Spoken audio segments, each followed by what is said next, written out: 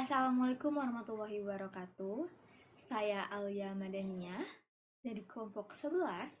Kami di sini akan mempresentasikan tugas proyek kami yang berjudul Perancangan Enterprise Research Planning berbasis ODO pada CV Sofasco untuk mata kuliah Enterprise Research Planning atau ERP. Kelompok 11 terdiri dari 7 orang, yaitu Abdillah Ihsan Royhan, Afriyah Maulana, Alia Madaniyah, Putri Delima Siregar, Zakaria Firdaus, Zilah Rima Haliza, dan Vincentius Lexi. Perkenalkan, saya Vincentius Lexi. Di sini saya akan mempresentasikan bagian latar belakang. Pendahuluan. Industri percetakan dituntut untuk beradaptasi dengan teknologi digital agar proses kerja menjadi lebih cepat, terintegrasi, dan minim kesalahan. CV Sofasco masih menghadapi beberapa kendala, terutama pada koordinasi antar bagian karena sebagian alur bisnis masih dilakukan secara manual. Permodelan proses bisnis menggunakan BPMN, serta pemanfaatan teknologi informasi terbukti membantu memperjelas alur kerja, mempercepat aliran informasi, dan meningkatkan efisiensi operasional. Dengan meningkatnya persaingan dan kebutuhan layanan yang cepat, digitalisasi menjadi langkah strategis bagi CV Sofasco untuk menjaga kualitas layanan dan daya saing di era modern. Rumusan masalah. Bagaimana mengintegrasikan proses pemesanan agar tidak lagi dilakukan manual melalui WhatsApp dan dapat mengurangi beban kerja admin serta kesalahan input data? Bagaimana mengatasi gangguan pada Accurate Online yang sering down sehingga menghambat pencatatan transaksi dan pengelolaan keuangan? Bagaimana mengurangi revisi desain berulang dari pelanggan agar proses persetujuan desain lebih cepat dan tidak menunda tahap produksi? Selanjutnya, Di sini ada kajian pustaka. Yang pertama ada Enterprise Research Planning atau ERP.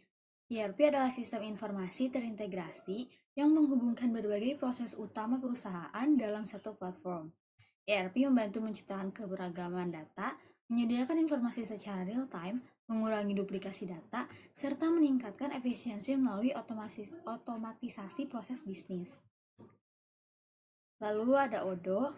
Odoo adalah platform ERP open source berbasis modular yang memungkinkan organisasi memilih dan mengkombinasikan modul sesuai kebutuhan operasional.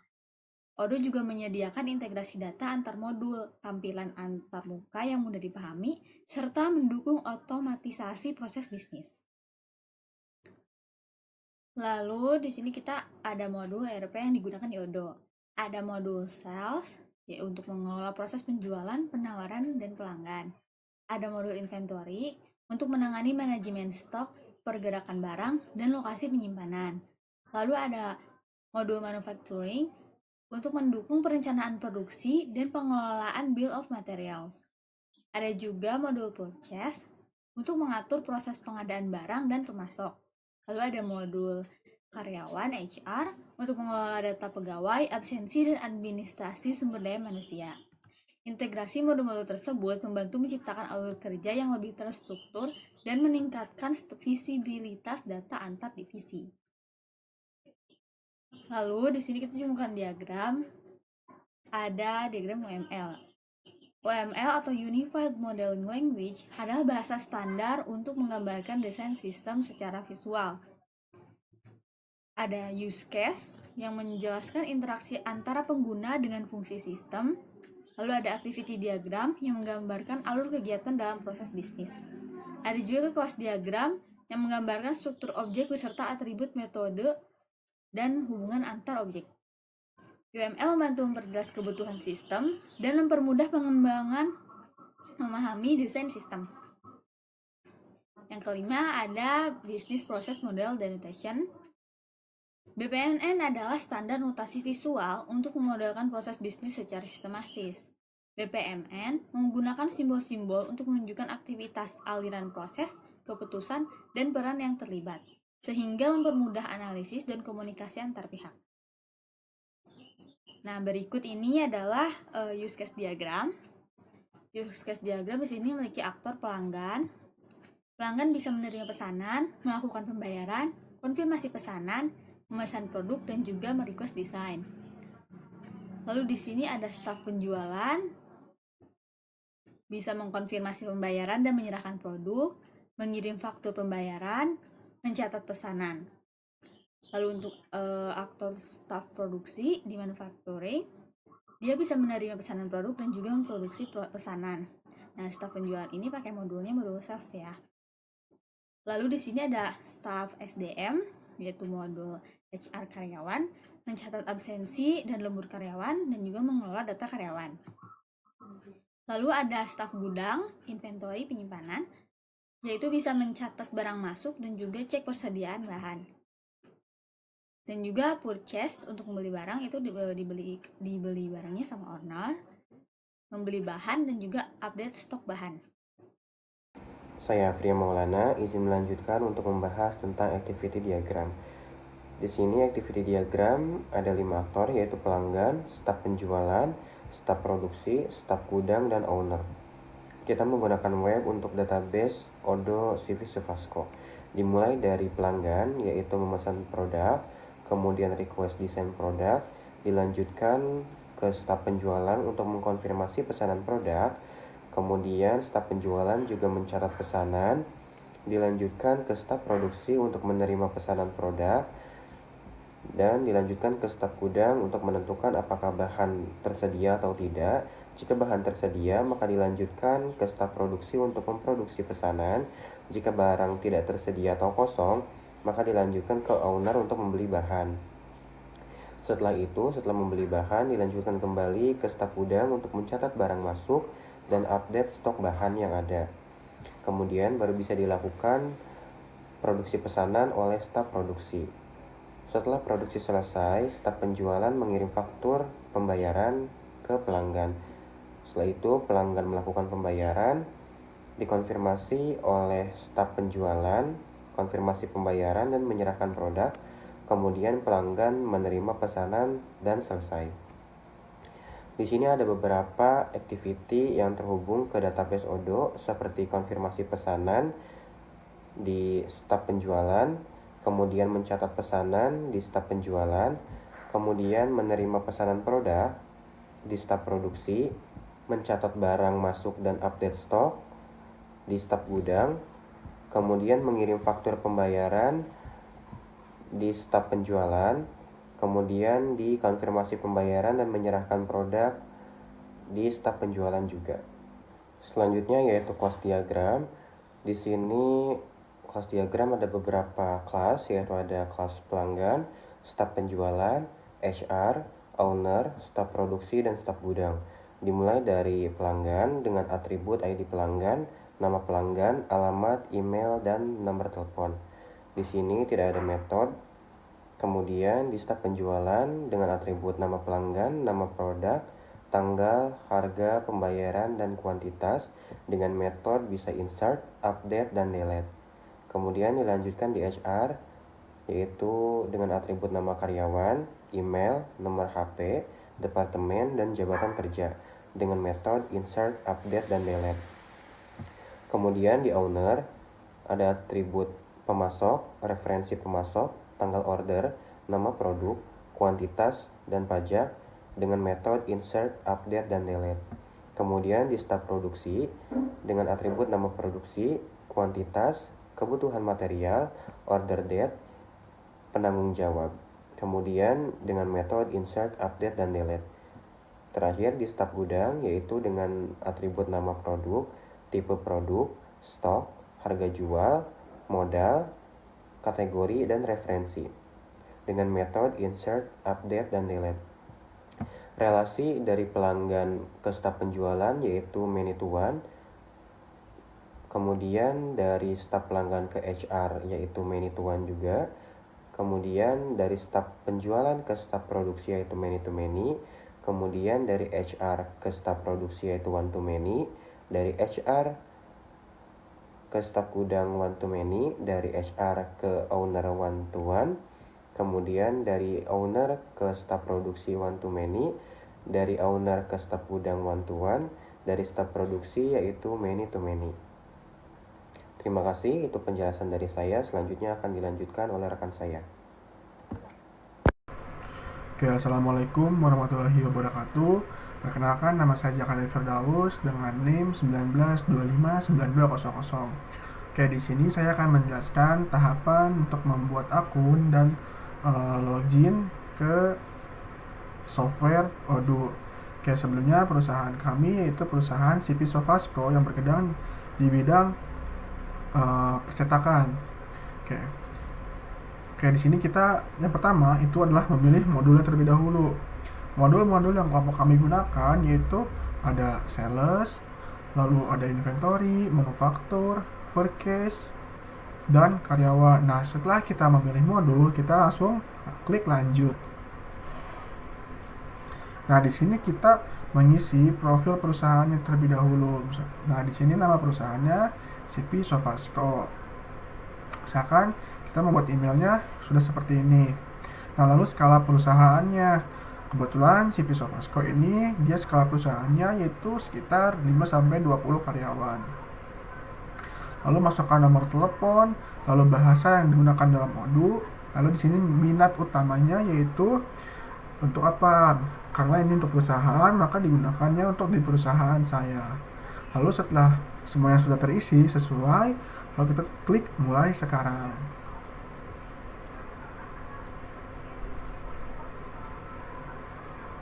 Nah, ini merupakan proses apabila kita sudah berhasil membuat akun pada Odoo.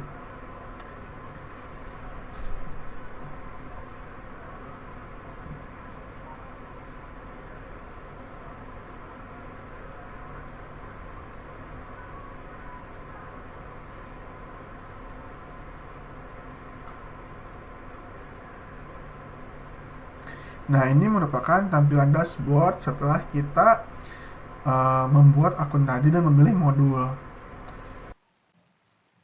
Perkenalkan, nama saya Putri Daini Siregar. Di sini saya akan menjelaskan tentang modul karyawan. Pertama-tama kita masuk ke halaman modul karyawan. Kita klik karyawan. Di bagian halaman karyawan ini berfungsi sebagai penyimpanan data-data karyawan. Dalam sini juga kita bisa menambahkan data karyawan baru dan mengedit data-data karyawan. Nah, di halaman sini kita bisa lihat sudah ada beberapa data-data karyawan. Misalnya di sini ada Adnan sebagai direktur. Di sini juga ditampilkan emailnya dan nomor teleponnya. Nah, sebelum itu kita bisa menambahkan karyawan baru dengan klik tulisan baru di pojok kiri.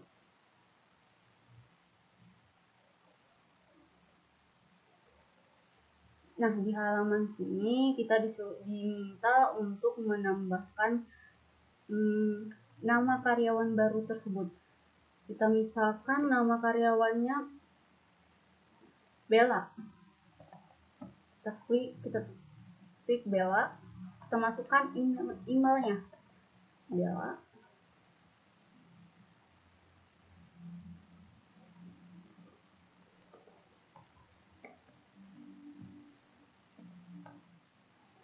Kita masukkan nomor teleponnya.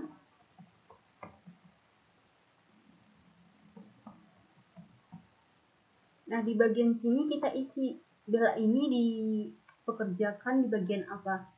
Nah, di sini kita bisa mengerjakan Bella ini di bagian admin. Kita pilih admin. Selanjutnya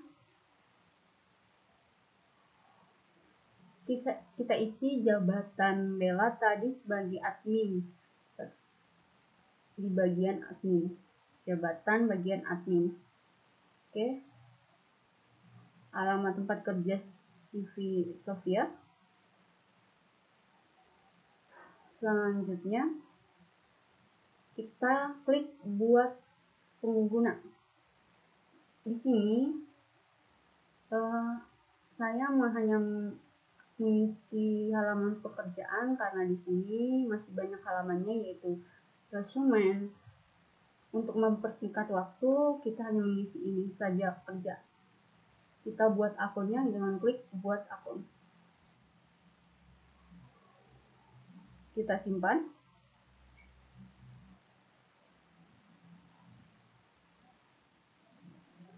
Nah, kita kembali ke karyawan. Nah, di sini sudah bertambah karyawan yang bernama Bella, bekerja di bagian admin, email-nya dan nomor teleponnya. Nah, selanjutnya kita ke halaman departemen. Nah, di sini ada 5 departemen. Yang pertama itu admin, keuangan, operator, sekretaris, dan general manager. Nah, di sini admin memiliki 1 karyawan, keuangan 1 karyawan, operator 2 karyawan, sekretaris 1 karyawan, dan general belum ada karena memang data generalnya kita belum masukkan. Oke, kita di sini bisa klik karyawan, klik departemen karyawannya. Nah, di halaman sini kita bisa melihat ini data untuk departemen administrasi berupa nama, telepon, departemen, pekerjaan. Selanjutnya di sini kita kembali ke departemen. Misal kita ingin menambahkan departemen baru, kita bisa klik baru di pojok kiri. Kita isi departemen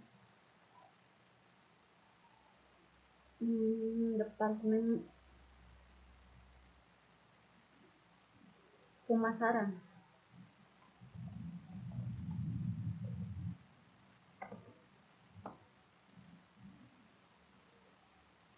Oke, setelah itu kita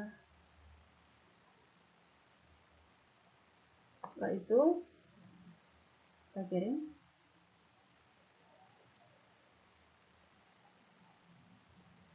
Kita kembali ke departemen. Departemennya sudah dibuat. Kita kembali ke halaman departemen.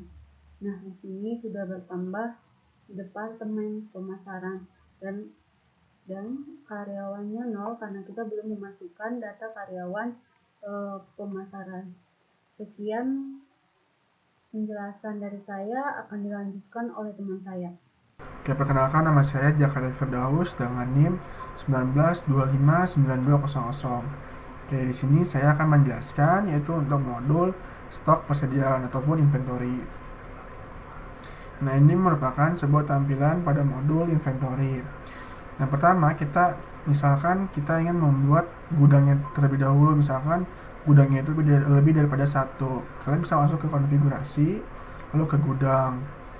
Nah, kalian bisa menambahkan gudang baru di sini. Karena si Sofascore-nya 1 gudang, maka kita di sini hanya memiliki 1 gudang. Oke. Lalu kita masuk ke menu produk. Nah, menu produk ini yaitu untuk bahan-bahan yang ada pada manufaktur dan bahan-bahan yang akan dijual. Contohnya kita akan membuat bahan-bahan untuk keperluan manufaktur. Kalian bisa klik baru. Nah, kalian di sini ketikkan nama produknya apa. Misalkan di sini adalah tinta CMYK. Nah, lalu di sini kita pilih. Karena ini merupakan untuk produksi, maka kita hanya bisa melakukan pembelian seperti itu. Maka kita hilangkan penjualannya. Tipe produknya apa? Barang. Nah, lalu harga jualnya berapa? Karena kita ini adalah pembelian, maka harga jualnya dihilangkan. Nah, lalu pajak penjualannya kalian bisa masukkan ataupun tidak. Nah, lalu modalnya untuk membeli tinta CMYK ini berapa? Misalkan adalah 25.000. Kalian bisa ada pajak pembelian ataupun tidak. Nah, di sini adalah satuan unitnya. Karena tinta ini satuan unitnya adalah liter, liter, maka kalian bisa tambahkan di sini ataupun memilih. Nah, jika kalian ingin menambahkan satuan yang baru, maka kalian ke sini cari lebih, tambahkan yang baru seperti itu. Karena di sini tinta satuannya liter, maka di sini sudah tersedia liter. Nah, lalu kategori ini itu untuk mengelompokkan si barang tersebut atau produk tersebut. Karena ini di sini untuk kebutuhan bahan tinta, maka di sini ada bahan tinta. Nah, kalian jika ingin menambahkan kategori, kalian bisa ke cari lebih, lalu tambahkan yang baru. Karena di sini sudah membuat, maka tinggal tambahkan. Di sini adalah bahan tinta.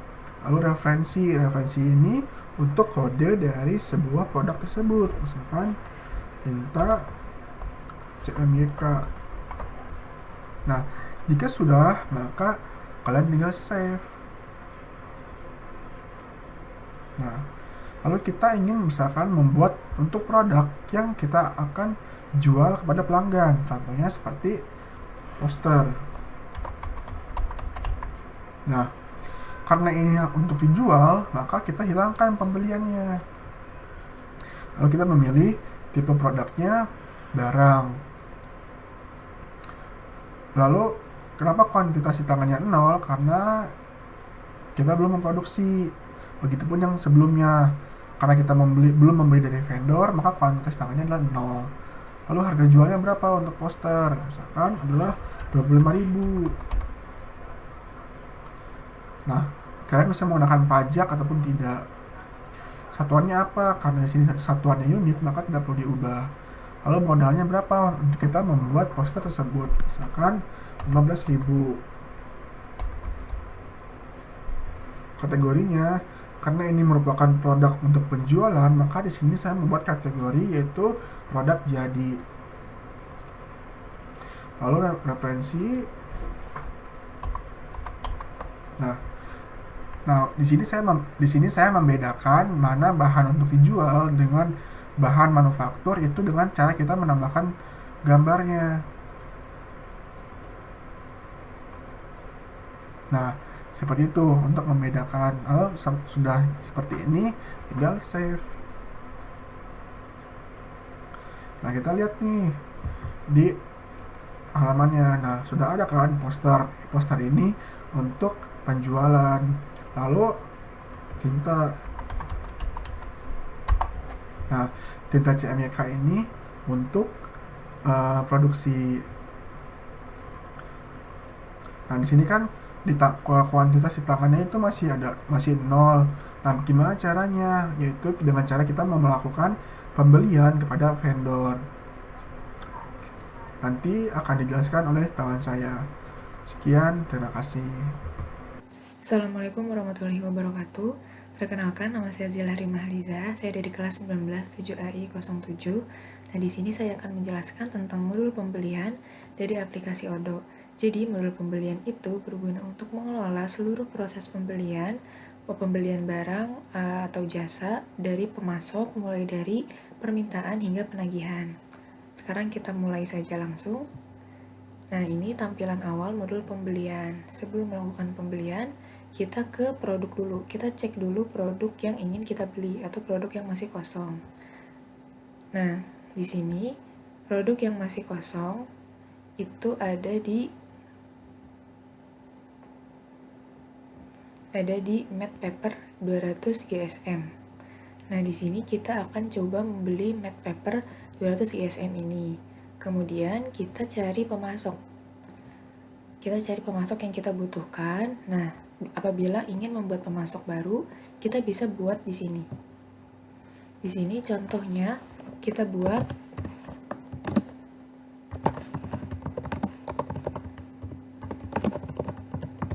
Nah, di sini nama PT-nya PT Kertas Agung Abadi dan juga tipenya itu perusahaan. Nah, emailnya kita isi di sini.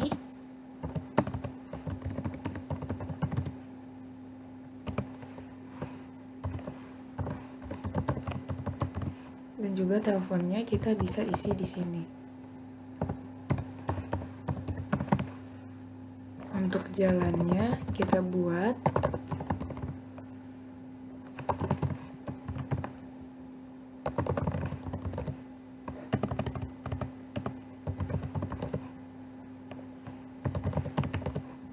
kita buat seperti ini.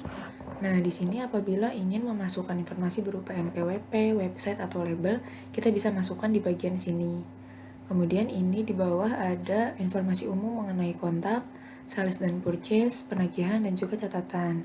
Nah, tapi untuk sekarang kita kosongkan terlebih dahulu dan kita pakai pemasok atau vendor yang sudah pernah kita buat.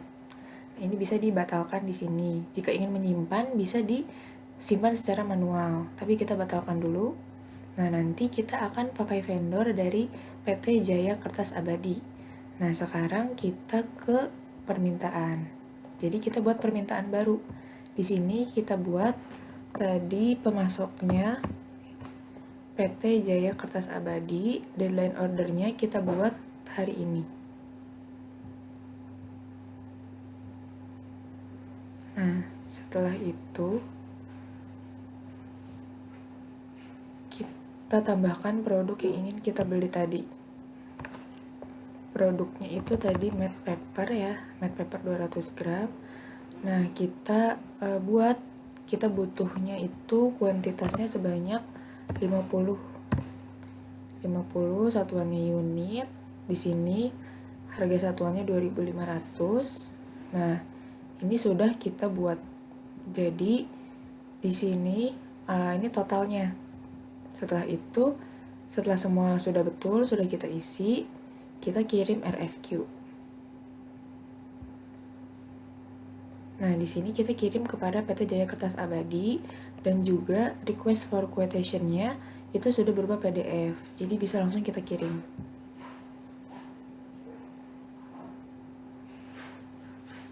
Nah, setelah dikirim, kita konfirmasi order. Nah, di sini kita asumsikan kita sedang menunggu barang dan barang tersebut sekarang sudah sampai. Nah, jadi karena modul pembelian ini terintegrasi dengan modul inventory, jadi kita cek modul inventory dulu untuk menerima pembelian tersebut. Nah, kita ke modul inventory atau ke modul stok persediaan. Nah, di sini terdapat notifikasi untuk penerimaan pesanan. Kita klik. Nah, di sini tadi pesanan yang sudah kita buat. Sekarang kita klik lagi. Nah, di sini kita cek dulu apakah barang yang datang itu betul 50.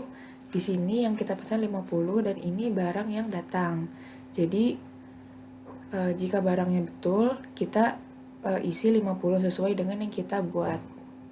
Nah, jika sudah betul sesuai barangnya yang datang, itu kita validasi. Nah, setelah validasi, ini sudah barangnya sudah kita terima. Nah, apabila ingin mengajukan retur, ini bisa diisi di sini berapa banyaknya barang yang ingin diretur. Misal kita ingin meretur 10 barang. Nah, ini bisa kita isi dan juga bisa langsung kita klik retur. Nah, tapi untuk saat ini kita tidak melakukan retur, jadi kita batalkan dulu. Nah, setelah itu kita cek dulu apakah produknya sudah masuk ke gudang. Tadi kan kita belinya matte paper. Nah, ini sudah berhasil masuk ke gudang. Jadi sudah ada 50 di stoknya. Nah, sekarang untuk melakukan pembayaran, kita kembali lagi ke modul pembelian. Nah, ini yang tadi kita buat. Nah, di sini untuk melakukan pembelian itu pertama-tama kita cetak dulu. Kita klik cetak. Kemudian kita save. Setelah di-save, kita unggah tagihan. Nah, ini kita unggah tagihan yang tadi sudah kita download. Nah, setelah itu jangan lupa untuk pilih penerimaan karena kita akan melakukan pembayaran secara langsung. Nah, di sini setelah itu kita klik konfirmasi. Nah, setelah klik konfirmasi, kita lakukan pembayaran. Di sini sebagai contoh kita buat bank. Kemudian metode pembayarannya manual payment, dan juga nomor rekeningnya nanti bisa diisi, tapi karena ini sebagai contoh jadi kita kosongkan dulu. Kemudian setelah itu kita create payment. Nah, nanti setelah ini sudah ada tag lunas, berarti pembayarannya sudah berhasil kita bayarkan. Kita cek di sini.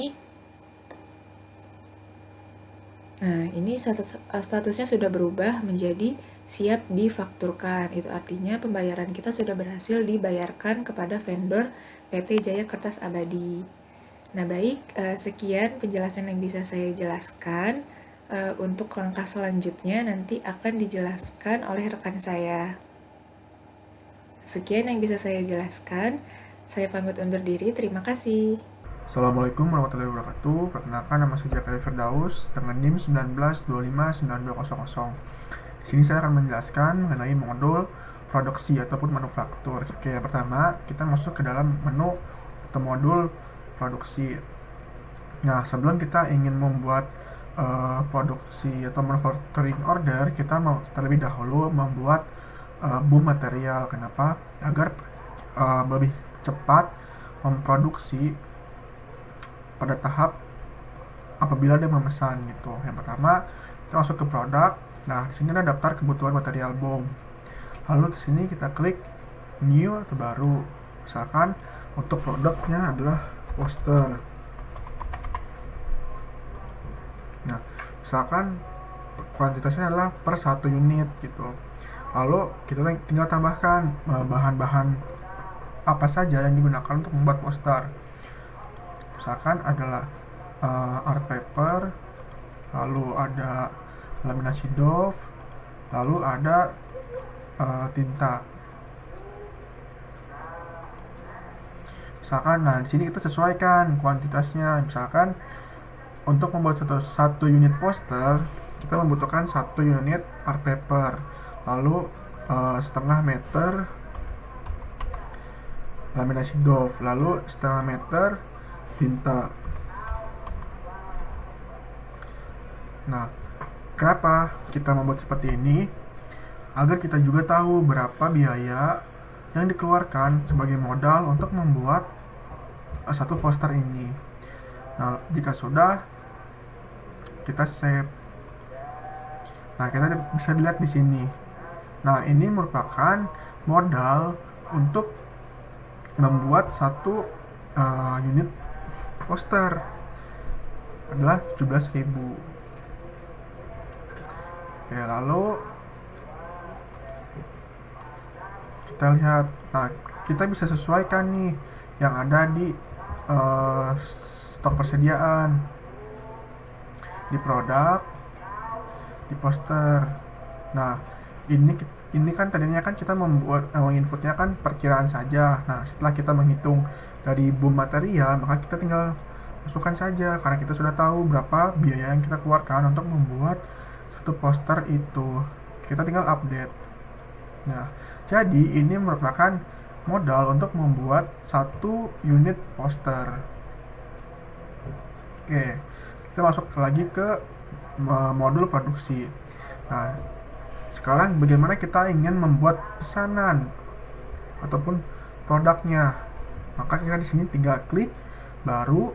Di sini kita membuat orderan baru. Kita cari dialognya, yaitu adalah poster.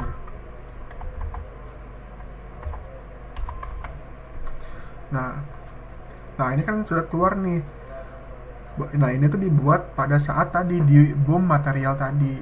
Nah, jika sudah, maka tinggal konfirmasi.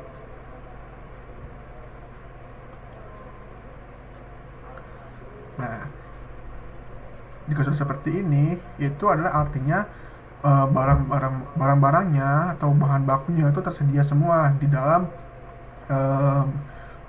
inventory. Lalu kita masuk ke modul stok persediaan. Nah, manufaktur di sini kita klik saja. Kita ini adalah untuk memulai produksi bahan tersebut.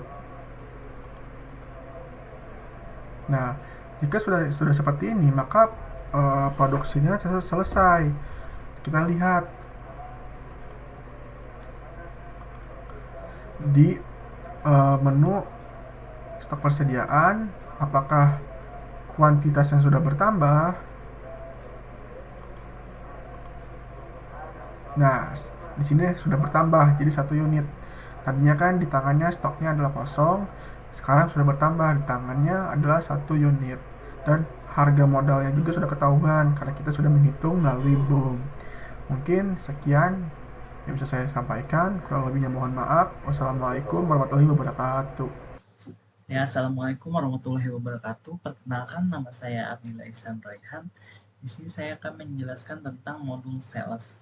Nah, jadi modul sales ini itu terjadinya transaksi antara perusahaan dan pelanggan atau pembeli.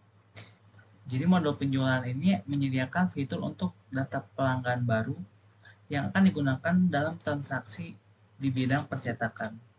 Saya akan langsung masuk ke modul penjualannya atau sales. Kemudian membuat baru. Nah, yang pertama saya akan menginputkan pelanggan yang akan memesan produk di percetakan kami. Nama itu Savana. Kemudian kadaluarsa pembayaran itu sekarang dan termin pembayarannya itu kontan. Lalu saya akan menambahkan produk yang pelanggan Savana ini akan beli. Yang pertama itu banner dengan kuantitas 1 dan harga satuannya itu 45.000. Kemudian produk kedua poster, produk ketiga X-banner, dan biaya booking. Kemudian jika unit atau stok produk pada percetakan ini kosong, itu akan terjadi back order atau pesanan akan dikirimkan setelah stok tersedia. Kemudian saya konfirmasi. Kemudian setelah dikonfirmasi, sales bisa mengirimkan penawaran atau quotation kepada pembeli.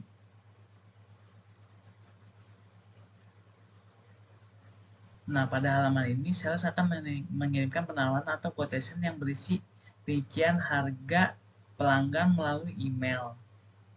Sehingga pelanggan akan tahu harga yang dia pesan berapa. Dan proses konfirmasi pembelian dapat segera dilakukan.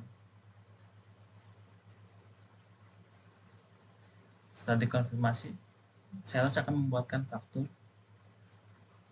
Faktur yang kita buat draft dan konfirmasi. Kemudian pratinjau untuk melihat invoicing faktur pelanggan. Nah, ini ada invoicing pesanan banner pelanggan atas nama Savana. Setelah itu admin akan masuk ke dalam modul invoicing untuk memastikan bahwa invoicing tersebut sudah tersimpan dengan benar dalam sistem. Oke, mungkin dari saya cukup sekian. Terima kasih. Wassalamualaikum warahmatullahi wabarakatuh. Selanjutnya akan dilanjutkan oleh teman saya. Kesimpulannya adalah, penerapan ERP berbasis Odoo di CV Sofasco meningkatkan efisiensi operasional dengan mengintegrasikan sales, manufacturing, inventory, purchase, dan juga karyawan. Sistem ini mengotomatisasi proses, mengurangi kesalahan manual, mempercepat alur kerja, dan menyediakan data serta laporan real-time, mendukung transformasi digital, pengambilan keputusan cepat, dan juga daya saing perusahaan. Saran yang kami berikan yaitu perluasan modul ERP seperti akuntansi diperlukan untuk mencapai integrasi proses bisnis yang lebih menyeluruh. Lalu ada pelatihan dan sosialisasi berkelanjutan bagi seluruh pengguna penting untuk memastikan pemahaman sistem yang optimal dan mengurangi resistensi perubahan. Ada juga evaluasi berkala pasca implementasi harus dilakukan untuk menilai akurasi data, kecepatan proses, serta efisiensi biaya, sehingga sistem dapat disesuaikan dengan kebutuhan industri percetakan di masa depan. Sekian dari kelompok kami, mohon maaf bila ada kesalahan. Wassalamualaikum warahmatullahi wabarakatuh.